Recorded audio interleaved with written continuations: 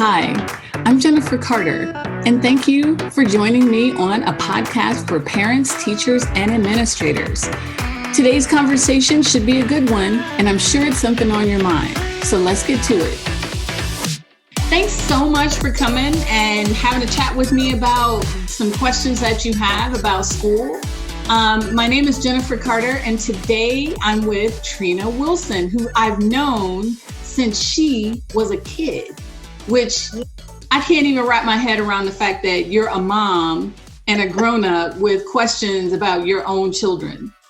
So why don't you just tell us a little bit about who you are and what kind of concerns or like what's your interest in school? Like why do you have questions about school anyway? Tell us a little bit about yourself. Okay, so I am a mom. I'm an entrepreneur. I have my own business. But 2 years ago, I decided to go back to school and get my master's in education because once I had children, I found it very difficult to get quality education. It was difficult. It was difficult and it was expensive. And I can understand both, but it was hard to kind of get the two worlds to kind of collide. Quality and quality education, reasonable prices is very difficult. So I kind of figured, how can I change? Because in this business, I noticed that a lot of people are educators, aren't parents, or they're not educators, and it was that gap, and I wanted to know both sides really well. So that was one of the motivators as to why I got my degree, and I wanted to open my own business, open a daycare, and kind of fix that.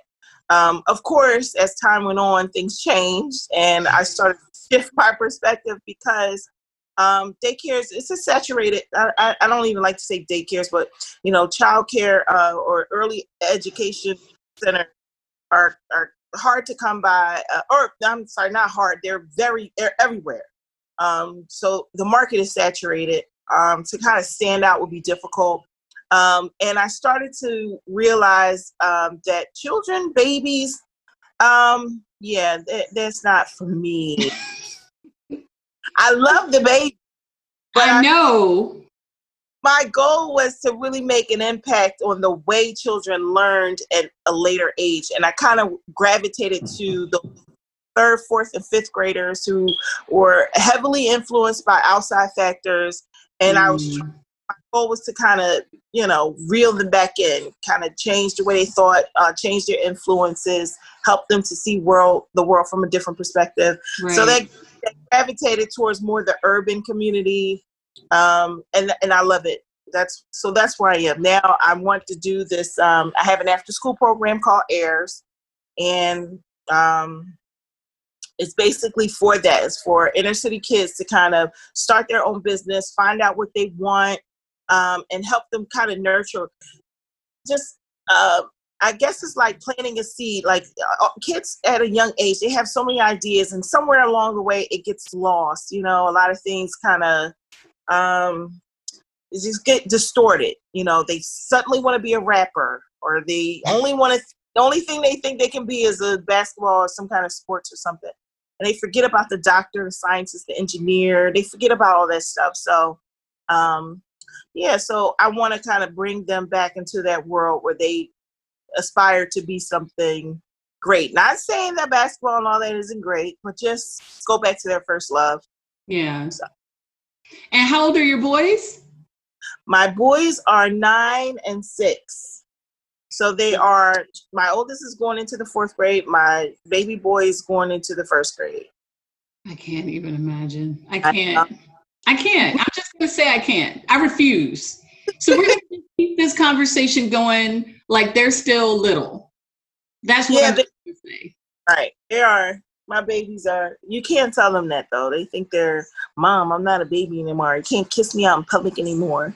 That's embarrassing. I'm hearing those words. I used to tell my mom, like you're never too old. I remember you used to do that with Ian. I remember you used to just stare at him and like, you used to have this look every time I saw you and Ian. You always had the same look you gave him when he was a baby until he was grown. I was like, she's just in love. Like, she's just like, that's my son. Like, Yep. I produced him.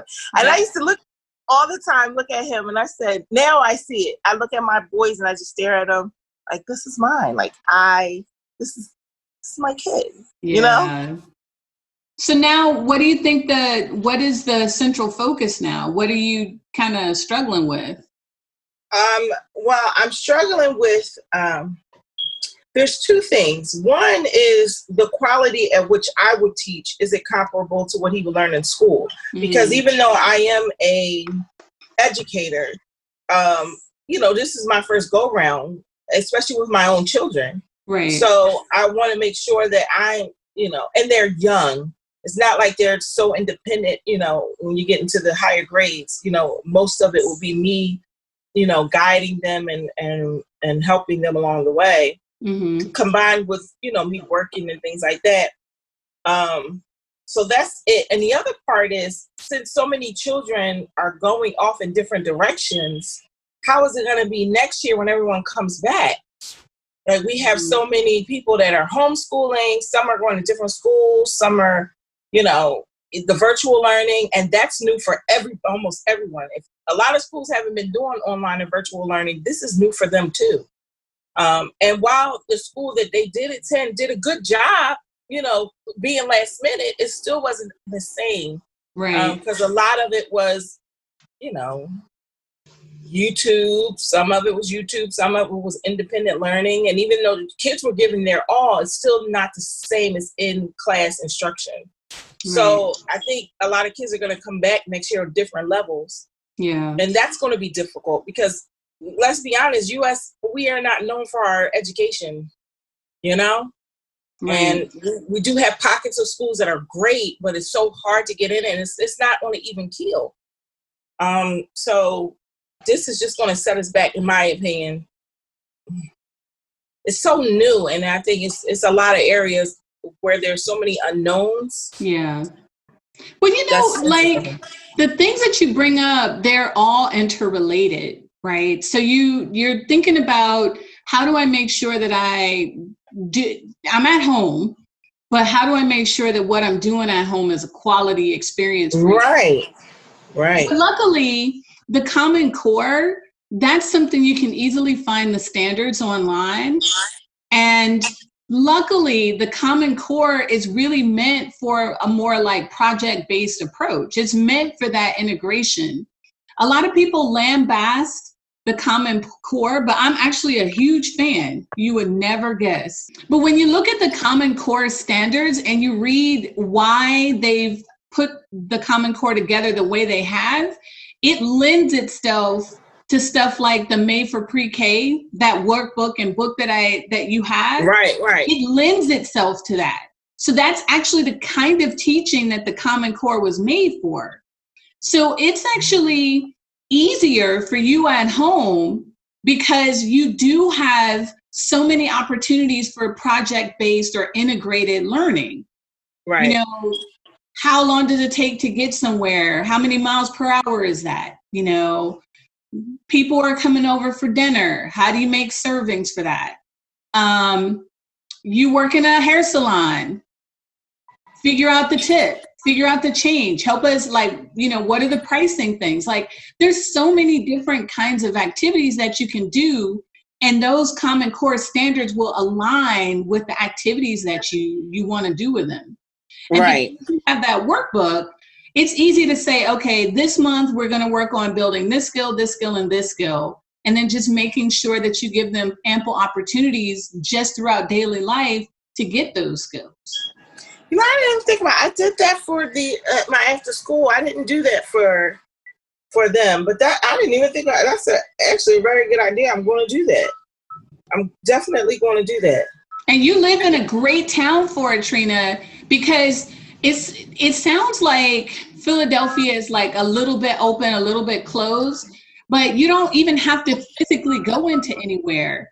If you go down the Avenue of the Americas or the Avenue, that International Avenue with all the flags, the Rodin statues are there. You can talk about countries. You can talk about social studies. The Natural History Museum has an outdoor space.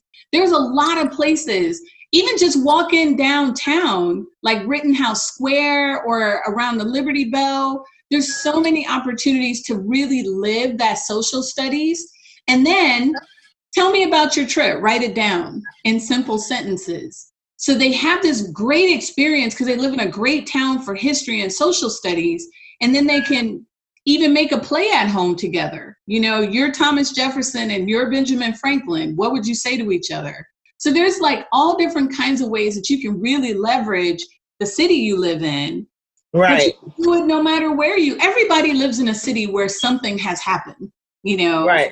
So you can definitely go and just discover along with them. You don't have to be the expert. That could be the research they do. Right. So many different kinds of skills that you can pull out, and using the Common Core as a checklist, I think would be fantastic. I definitely will do that for sure.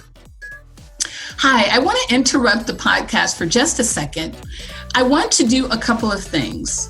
The first thing I would like to do is to invite you to subscribe to this podcast. You can give us a thumbs up, hit the subscribe button, and you'll be notified every week when there's a new podcast episode. The second thing, which is really the exciting thing, is that I want you, yes, you, to join me on this podcast.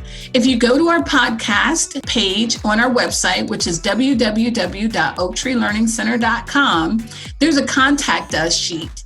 Fill out that sheet and send it to me, and we can possibly get you scheduled so that you can join me on the podcast. Thank you so much for listening, and now let's get back to the conversation. And it's funny you said that because my mom just gave me a grammar book for Chase and a spelling book for Mars. I make them do little activities, and I got them a smart globe, and I make them every day tell me 3 facts about some country in the world and everything. And that's our little activity over the summer. But you know, to really make that really come alive, there's a couple of things that you mentioned that my brain was like, oh my God, that's like great material. You know, that globe, and you're like, you have to learn 3 facts. Well, if you want to learn about African American history, one of the countries is Ethiopia. Let's go to an Ethiopian restaurant, and you have to write down your interview questions and then interview the person, you know, and tell me about what Ethiopia is like. You know, or you go to Mexico, go to a Mexican restaurant. Excuse me, where are you from? Tell me what Mexico is like. And then you get to integrate like the cursive skill, the questioning skill, and then they won't just know facts. They'll know real experiences and real perspective from people from those places.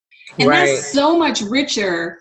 You know, if you read about Ethiopia versus being in Ethiopia or hearing about Ethiopia, you know, it's a different experience. Like when I was teaching high school, because I lived in Kenya, you know, I was in Peace Corps. If I wanted to get those kids to pay attention, I'd be like, I'm going to get through this, and then I'm going to tell you a story from Kenya. And they were like, everybody be quiet. She's going to tell us one of those crazy Kenya stories. And it's just, like I said, that we were talking about, and it always related to what we were talking about. Right. But it just brings it alive. Like, people like to connect, and it just gives you a connection to people that's a lot different. Yep. And it teaches them how to use their technology. Because let's say you say, write your interview questions and then use my phone to record the interview, you know, and then tell me about what you learned from it. Tell dad, you know, because dad wasn't there, you know. And then again, it's not just rote memorization. It's really that visceral, their mind, their hearts, everything is involved in that story. And all those skills come out of that, just 1 or 2 interactions. But, you know, interestingly, as you're talking about, you know, you and Chase and wanting to visit Africa, wouldn't it be cool if that's what you made this whole, like the whole time you guys are in COVID or doing the homeschooling, that's what you do. Like, all of the curriculum you get, you relate it to, like, if we were planning a trip to Ghana to see, if you say we look like we're from Ghana, let's go and see, and figuring out how much it costs, going on the internet, researching tickets, what's bigger, like number comparison, $560 versus $800, greater than, less than, right, middle seats. And like, there's so many things you can do with that. And it would be so much fun. Right. I would do it. In fact, I'm probably going to just invite myself and do it with you guys. Yeah, I would love, I mean, anything. Well, yeah, of course I would want you. You're an educator and you've been to Africa. That's like a win-win for me. So, of course, I would want you to, of course, like. Well, I didn't ask. I'm just going to invite myself. That's fine. I mean, because this is so new, I'm like, any aids I can get, any help, any relief, any, suggestions, I'm taking them all, because I just feel like this is the time to try. This is the time where you really, I'm going to put my best foot forward. Of course, I don't want to see my children, fail or get left behind. So, I'm going to put my best foot forward, but that transitions into your other dilemma. Right. They're going to be ahead, but you can't worry about that because it's just like Usain Bolt, right? If his mom said you're running too fast, you're going to fall, he would have never found out how fast he can run. If they're ahead, you may have to do some supplemental things, but if you keep kind of the same type of experience for them where they're learning at school, but then you guys are doing different things at home, I don't know. I think they'll be fine. They'll continue to progress, but on a different trajectory. And you're not going to be able to cover every standard every day and connect all the time. But, which kind of goes into my other question, because I'm like, how are we going to fit these other subjects in? That's the part that I care, to be honest, math, science, English, grammar, and history, social studies, art, and music. I'm sorry, I'm being honest. I'm being honest. That's going to have to fall by the wayside right now. Because I do think it's important, but not as important as the other things. And that can be, and that's just right now, I need to make sure they have those other things down. They listen to enough music. All right. So let me say this, right? If you guys are studying Africa is made up of dozens of countries. Right. Let's look at the art and the cultural artifacts from one country and the music and compare it to another, because the art and stuff that you get in Morocco is very heavily influenced by Spain, because Morocco is across the street from Spain. Right. Whereas if you go to Senegal, the French managed to like kind of loop over and they have a French influence, but it's still very African. When you get to some of those interior countries like Rwanda and Kenya, Uganda, where there is a little bit of, well, not Kenya because it's on the edge, but when you get in the interior, you can see and try to identify like which country was influenced by which European country, since they were colonized. Right. If you're looking at French art in the 1700s, can you see some similarities in changes in African art in the 1700s? Right. So that's the educator side of me. The educator side of me, it agrees with you. The educator side of me says, yes, that's important.